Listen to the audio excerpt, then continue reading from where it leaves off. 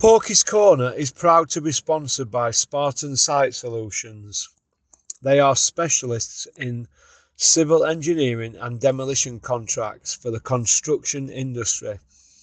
Interested parties should visit their website or contact Porky's Corner for a referral at porkycorner@mail.com.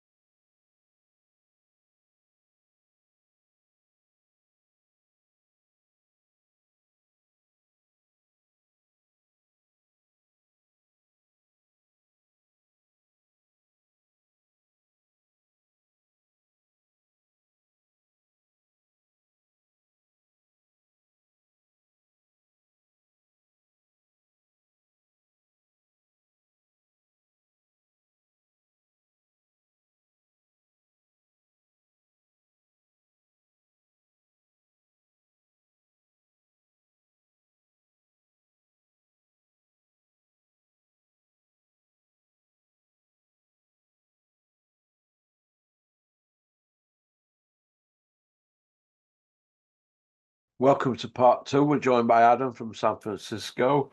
Adam, Yes, sir. Daniel Dubois, he was the only one that knacked my accumulator up. Did you have Hutchinson, mate, out of the 5? Yeah. Good on you, hey. Good on you. But Hrgovic let me down, didn't he? Big stiff. Big stuff, Herg. Absolutely.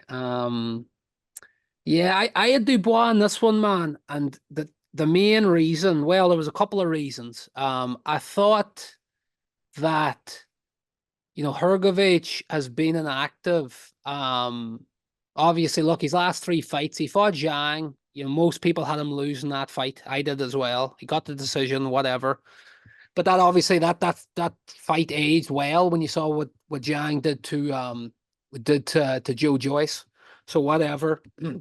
But he fought McKean, and obviously I don't really rate McKean, whatever, he got the win, but then he blew out Demori in a round. And I think that was more detrimental to him than good, People say, oh, you get confidence from a first round knockout. I think if he wanted to cut his teeth at the top elite level with the likes of Fury, Usyk, AJ, all the rest, you didn't need to be blowing away at Demori after a round. And look, Hrgovic started brilliant. I mean, obviously I picked Dubois. I felt like an idiot after the first round because I thought Hrgovic was just having his way with him. Couldn't really mess with that right hand.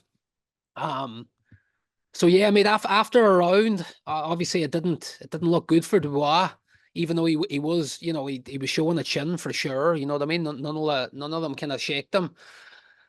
But I think Dubois has learned a lot from the Joe Joyce fight. I know that's years ago now, but even in the Usyk fight, I think Dubois has been much, much more battle tested over the last 2 years, let's say, than Hrgovic was. I know he lost convincingly to Usyk, but he went in there. I don't really rate Big Baby Miller, and obviously, he was 300 pounds plus. He was like a big boss in there, but he still stopped him.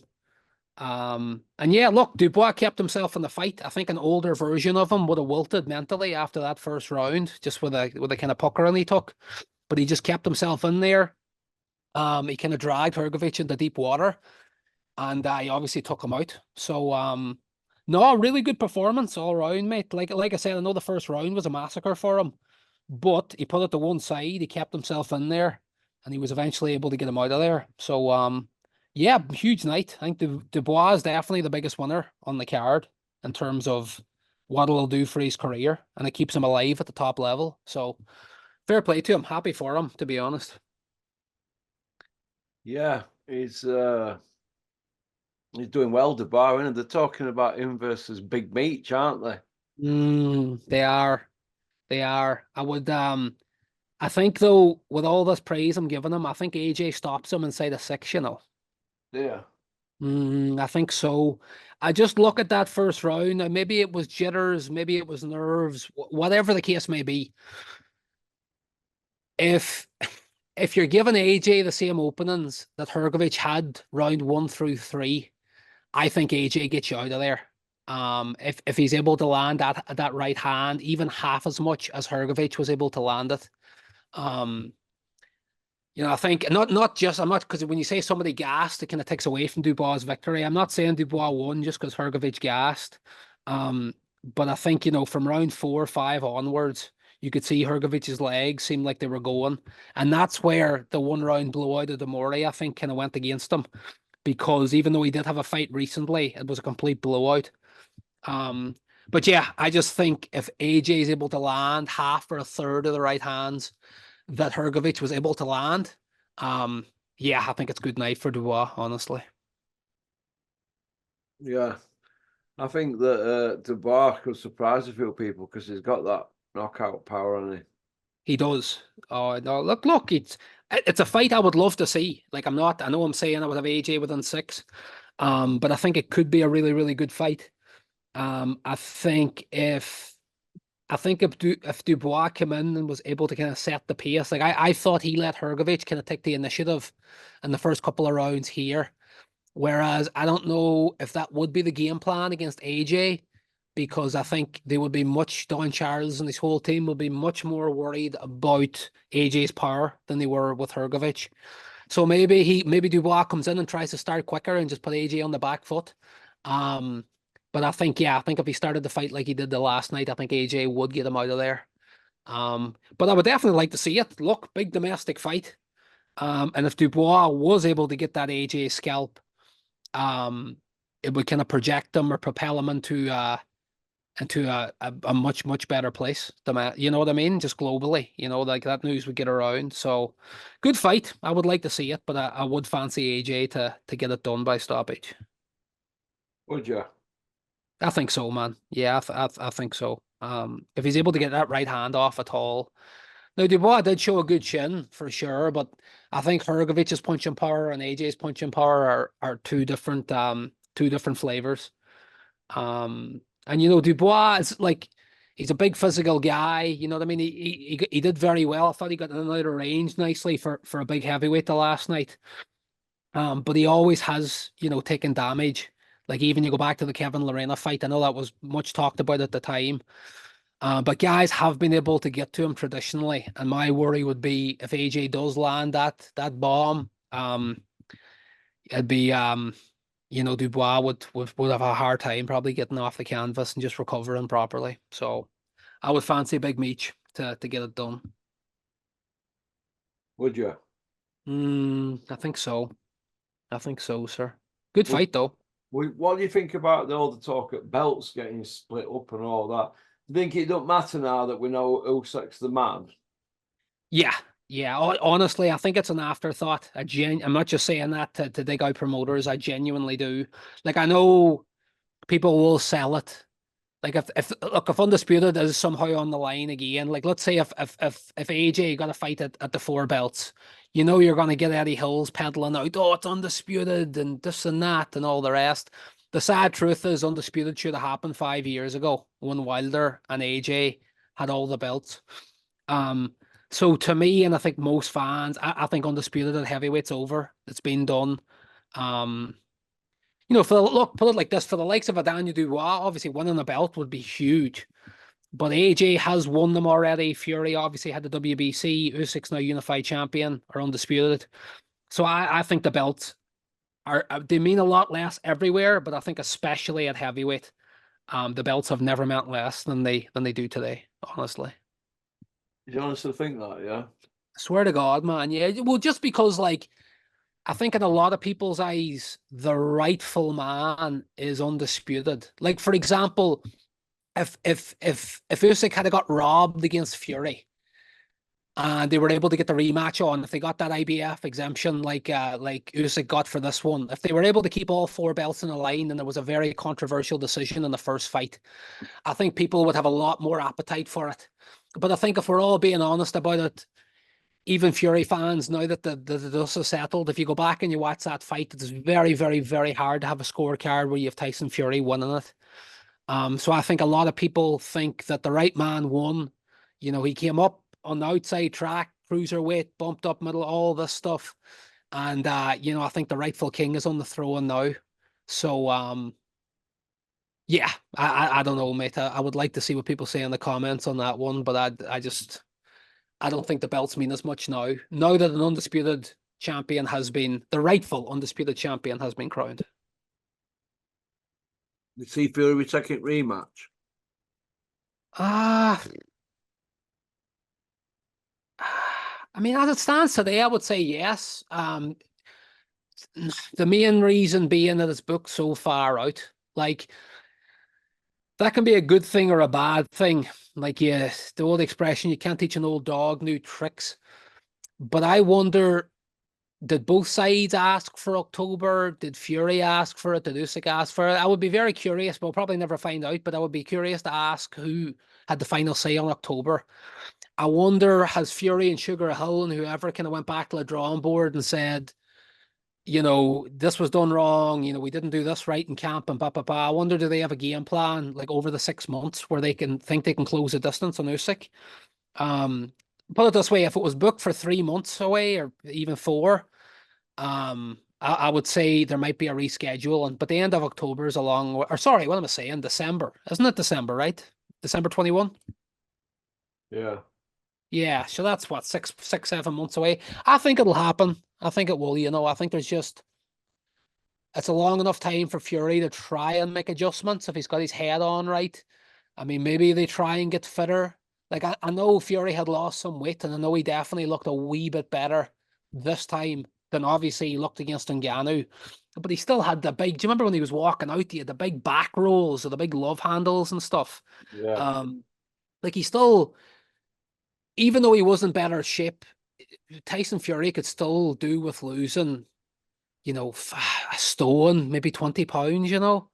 Um, I think, I know they're obviously going to want to have the weight advantage, but I think if you know you're going to be going 12 rounds with Usyk, i.e. if you can't stop him early, you know what I mean? You need to be able to do well down the stretch. And I had Fury winning the 12th just, but obviously Usyk 8, 9, 10, 11, he went through the gears.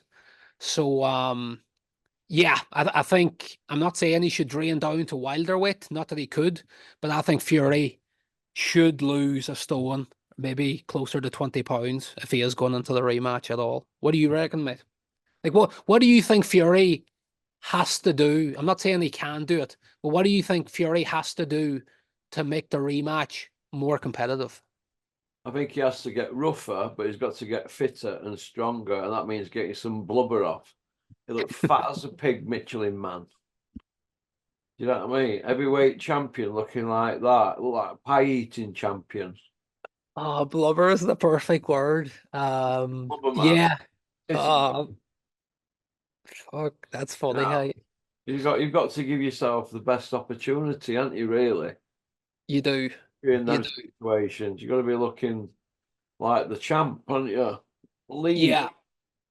Yeah. Oh, absolutely. And this is what I'm wondering. Like, now coming back as the challenger, does he do that? Because when you're the champ, it's all well and good. Like, even in America, you know, the Fury would be on ESPN or they would be showing these clips of his fight, and the same joke, even on Joe Rogan, the same joke would always happen after, you know, where it's like, "Well, how is this guy heavyweight champion of the world?" Not in terms of his boxing skill, but they're like, you know, he's got the love handles and he's got, you know, a big blubbery belly and stuff. But when you're champ, you can kind of get away with that, where you're like, look, I'm the champ, no one can beat me, put up with it. But, you know, when you get, I think, clearly beaten, I'm not saying it was a whitewash, but I had Usyk clearly winning. So when you clearly lose to a smaller guy, I think then you need to question things that you've been getting away with for the rest of your career. And I would definitely start with the love handles. Absolutely. So I'm with you, mate. He needs to be rougher. Absolutely. And he needs to get rid of some weight. I mean, let me put it like this: if he comes in at the same weight that he came in with the Usyk Fury 1, if I see him on the scales at the same weight, I'll have it in my head that they're going in there trying to do a demolition job within six rounds, where it's just, we're treating this as a 6-rounder. We're just going to sit on him from the word go. We're going to make it horrible. We're going to get it deducted a point for low blows.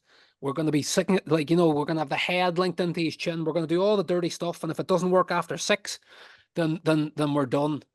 But if he does come in a lighter weight, maybe he sees it that he can have more control in the later rounds. But we'll see. I mean, like I say, maybe him being the challenger lights a fire under his ass again.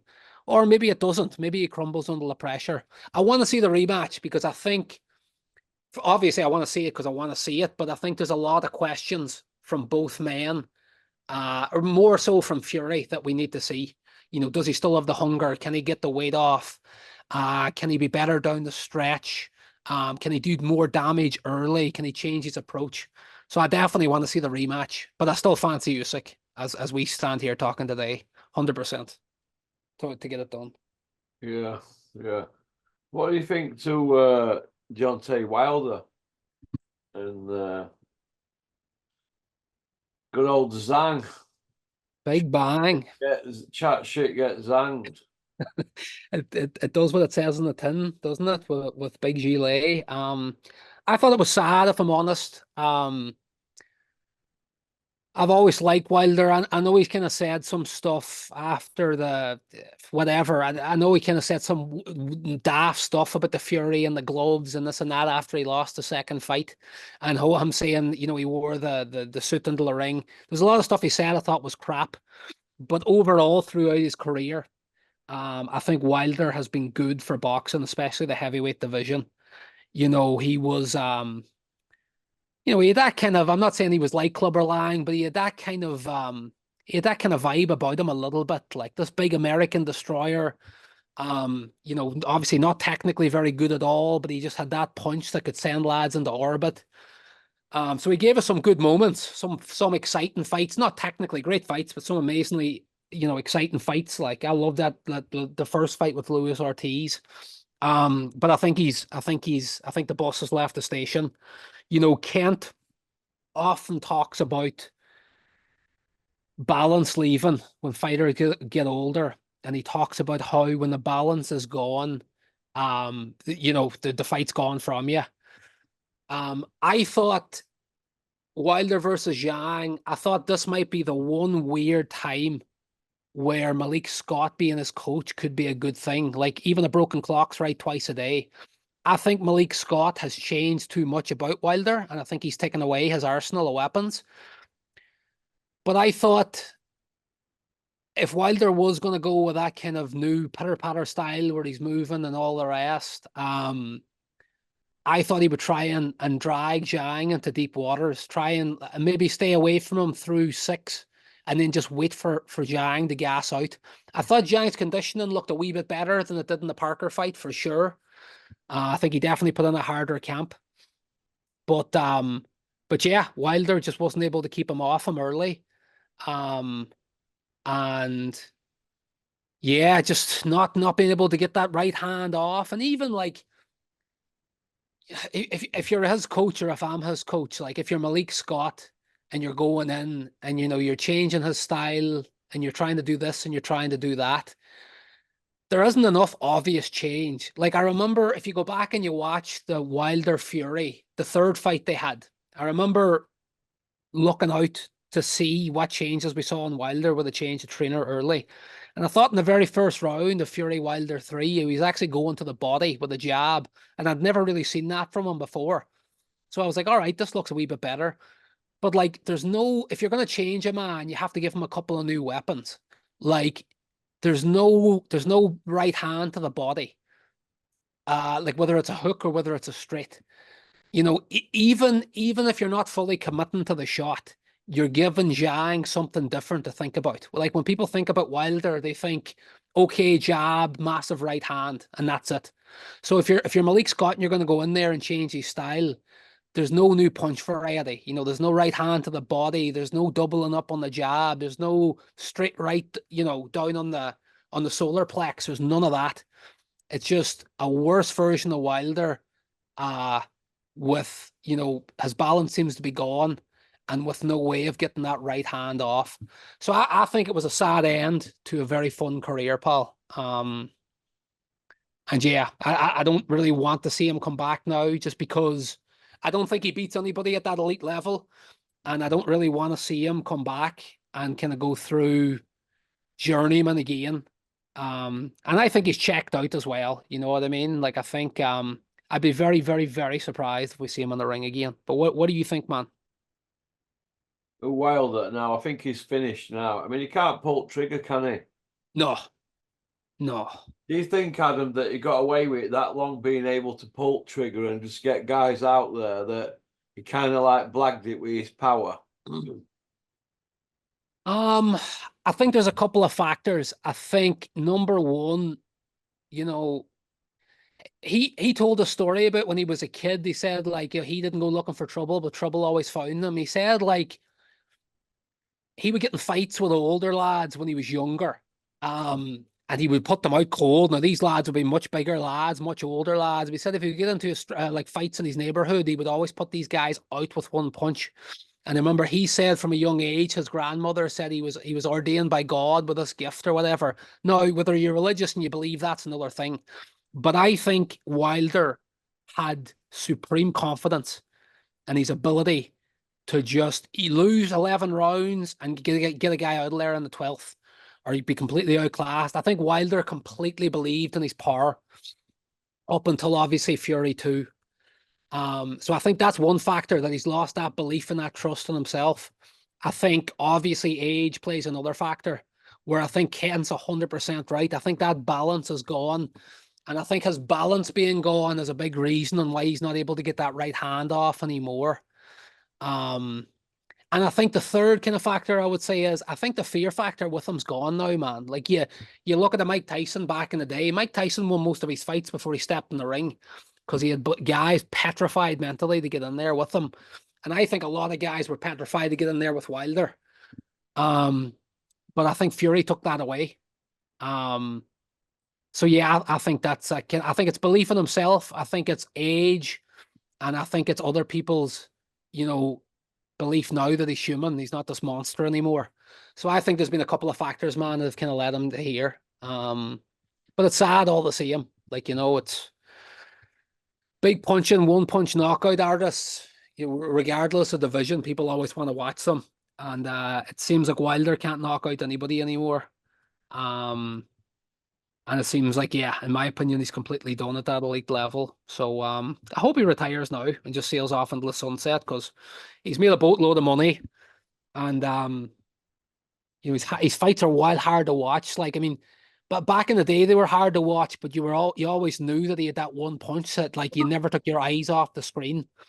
But now it just looks like he can't get them off at all. So sorry, the other factor in that, and I know we dig out trainers a lot if they're in the wrong, but I think Malik Scott's probably might be the biggest factor in it all. I just think it's been a horrific pair up. And I know it's wild easy to blame a trainer and not blame the fighter, but if you had any sort of boxing head on you, you're going in there.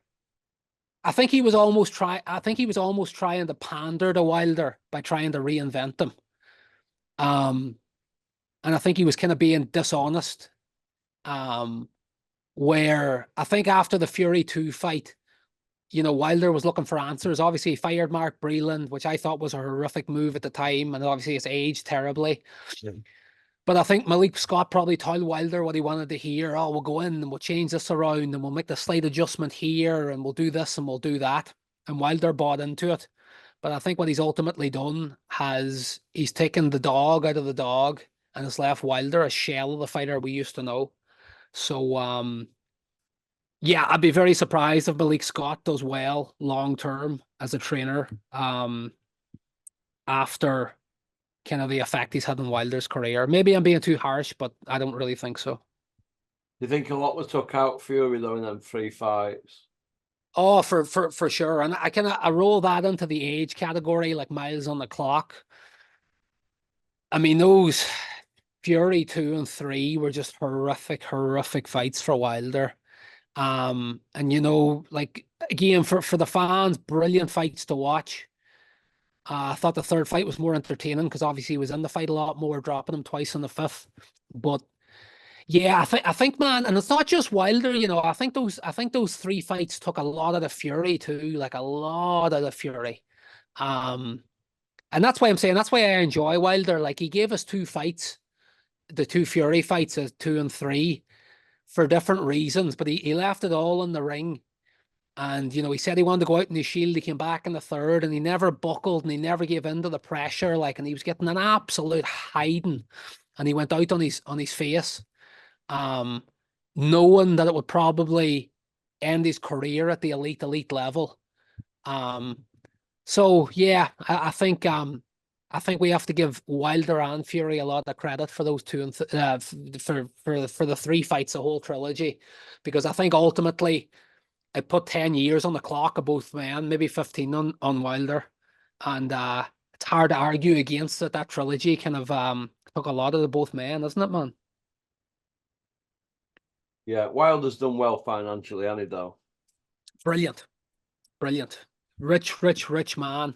Like for the amount of technical skill he has or had, he's done so well in his career. Like whatever about Eubank money, but Wilder's made serious cash, and he got into the sport to take care of his daughter with spina bifida, you know what I mean? I mean, he was a track and field runner and then he moved to boxing. I mean, there's no better reason for somebody to get into the sport than basically to look after a child with a brutal illness. So I think ultimately when the dust settles, he came into boxing to help out his daughter with a massive disease.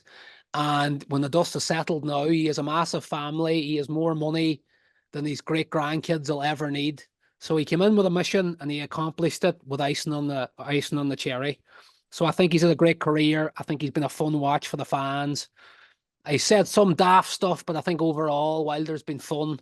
So I wish him all the best, man, and whatever he does, honestly. Well, let last word go to Dubois then, and Hrgovic. Yeah, I don't know where. Obviously, look, I'm not suggesting retirement for Hrgovic, but I don't know that he is. I don't know that he is anything at heavyweight. Like he doesn't have any. And I'm not trying to be a dick when I say this. I don't think he has the X factor anywhere. Like, don't get me wrong. Hrgovic is a good fighter. He's a good, big, sturdy heavyweight.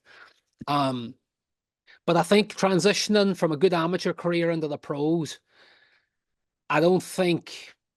Like he doesn't like Wilder's a perfect example. Like Wilder was a very poor boxer, but he had that X factor of being able to send lads into button moon at any moment in any fight.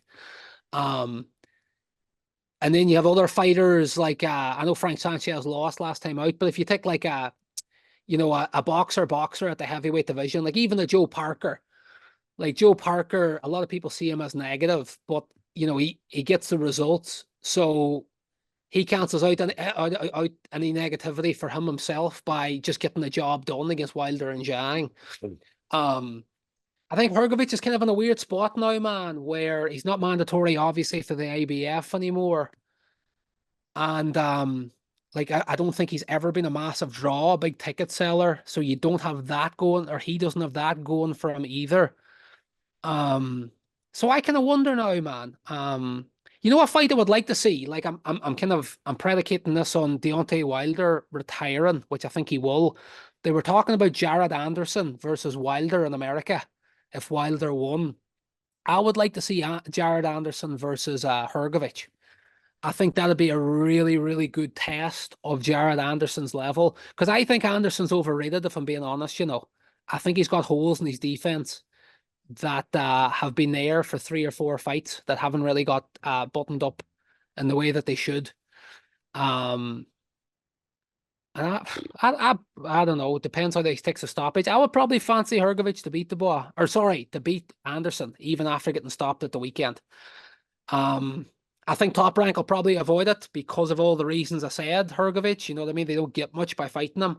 But I think that would be a really, really, really good acid test to see where Jared Anderson's at. Because as it stands right now, I think he's a wee bit overrated. For Dubois, like we said, kind of sky's the limit. Obviously, the AJ fight would be a massive money fight for him. and just obviously a scalp over AJ, like I said, would be huge. But Dubois is right in there, man. Now, like he's well in that top 5.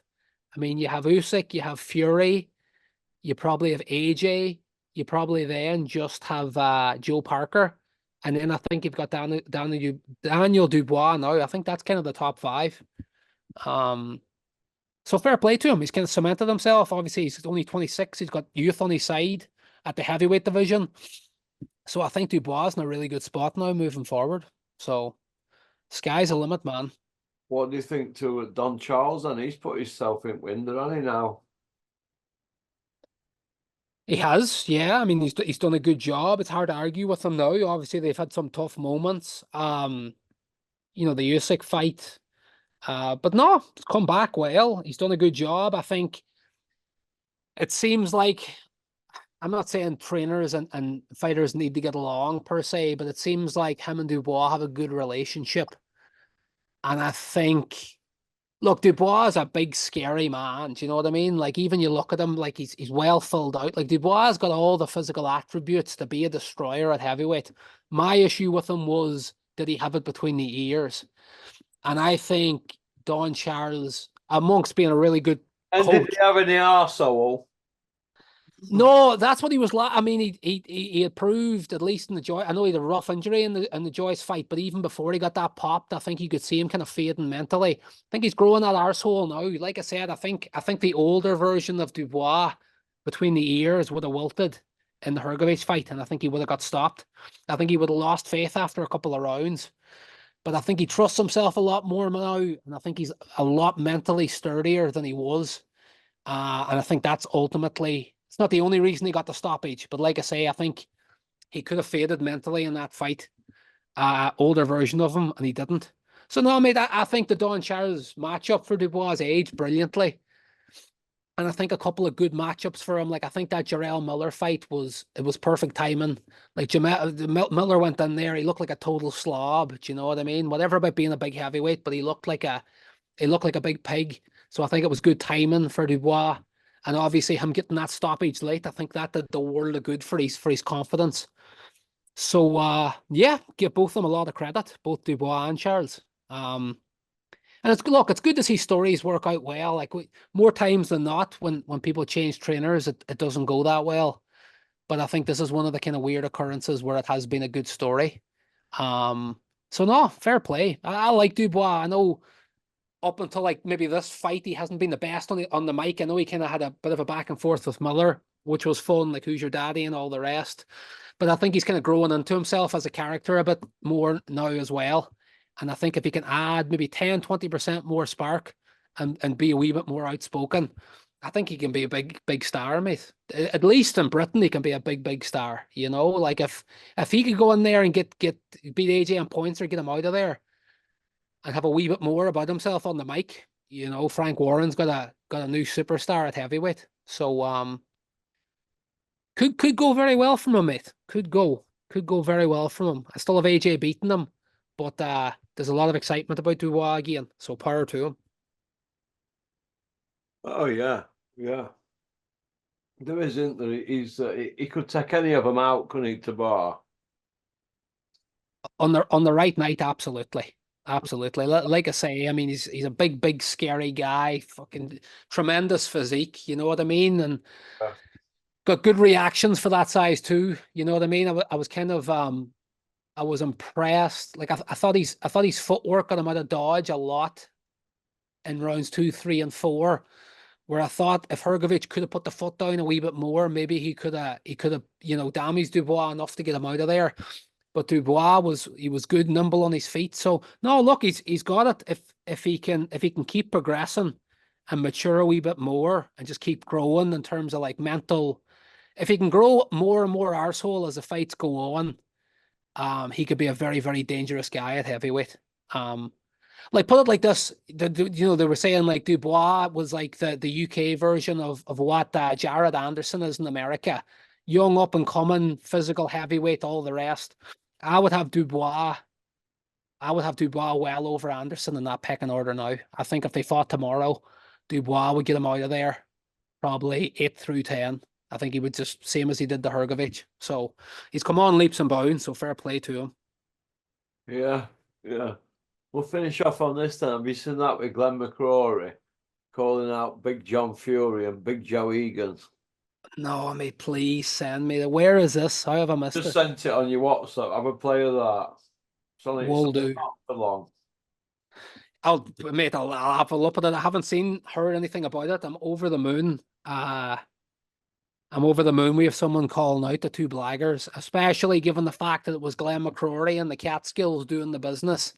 So I'll have a look at that and get back to you. I'll actually send you a video as well, mate. And we can talk about it more next time we're on, about the whole Devin Haney, Conte, Ryan Garcia stuff. I'll send you a video I want you to watch. It's about 40, it's a documentary, it's about 40 minutes long on that whole scandal, but it was brilliant. And then maybe we can dig in more to the drug scandals when we're on next. So Yeah. good stuff, man. Yeah. Have a quick little watch of that on your WhatsApp. I will absolutely. Is he putting the two of them? Big McCrory or what? Well, have a watch now. We'll go on. All right, we'll stay online. All right, sounds good. Let me.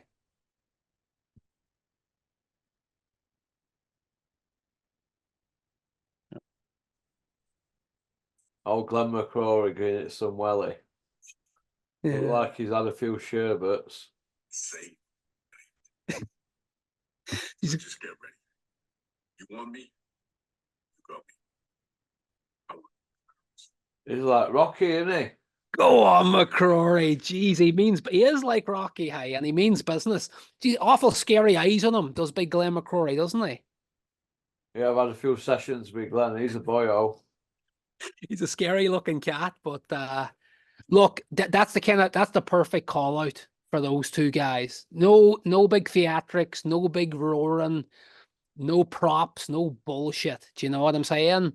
Short and sweet, monotone, looking straight in the eye. That's proper order. And look, Big John won't be anywhere near that. I'd be curious, so because John Fury obviously he's a big fighting man, but he's never actually said he would fight anyone. Big Joe Egan said that Misfits had the contract sent, and he was always willing to fight Big John, but Big John wouldn't sign. So if Big Joe was willing to sign with Misfits, I hope he's able to show that same energy to Big McCrory and go in there and get his lights put out. But well, we're going to see, aren't we? But some of them just need to do something, don't they? Soon. yeah. Like I think the majority of it, like Big John definitely doesn't mean business. Obviously, Big Joe Egan and his whoppers, we talked about that at length. But he's been the guy saying, I want to fight and I want to fight John Fury. So look, if Joe Egan is up for a fight, like he says he is, then he should have no problem getting in there with Big McCrory and getting it on. So we'll see. This will be the acid test to see who's bullshitting and who's not. But I would say it's probably whoppers out of Big John and out of Big Joe, to be honest. That McCrory's a scary man. I doubt either, and he looks like he's in decent shape for his age. I doubt either man will want to step in and get eviscerated. So hopefully that shuts him up, if nothing else, pal. They'll still carry it on. John will be piping up soon. He's just regrouping, isn't he, since Tyson got beat? Yeah, he has, but I don't think Big John Fury will ever come back after that whole fight week. The stuff in the corner, the headbutt.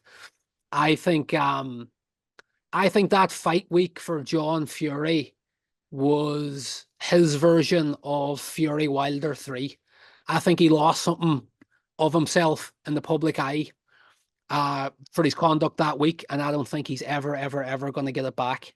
Yeah, I don't think so, mate. I think people have a bad taste in their mouth regarding John Fury moving forward, as they should. Do you know? I think a lot of people before were kind of laughing more at him than with him, but I think Big John Fury's funny. I think a lot of people look at him as a shitbag now, and he'll do well to shake that mantle. So you reap what you sow, bud. Yeah, it's He let his son down on his Big John, big fighting man. That's 9 years out at Nick, never a fight. No fight. His No head fight.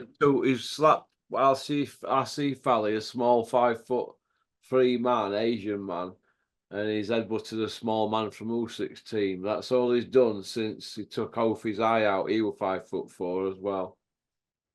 Yeah, he's got a trend. He's a serial abuser of men he has over a foot on. You know what I mean? Look, whatever about 2 or 3 inches in height, but like Big John's a big man. And you're targeting 5'5" at max, man.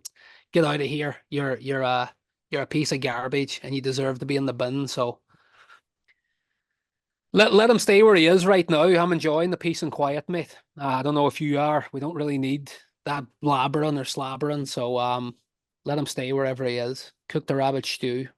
Yeah. Okie dokie. Well, listen, thanks for coming on, Adam. You've been Top great. man. Pleasure as always, bud. Sure, I'll have a look at that and we'll catch up over WhatsApp. All right, buddy? All right then, mate. Cheers, pal. Thanks, Russell. Bye-bye. Right. Well, that was Adam. Women love him, men want to be him. For those of you that like the video, leave a comment if you get time. I also hope you've subscribed to our sister channel, Porky's International. Hope you enjoy the stuff on there. Okie doke. All right. Well, peace out. Thanks for liking and subscribing and leaving a comment. Booyaka. Pop, pop, bang! Do you remember the old man in the loft? Yes. Who was a leper? Yeah. I'm him.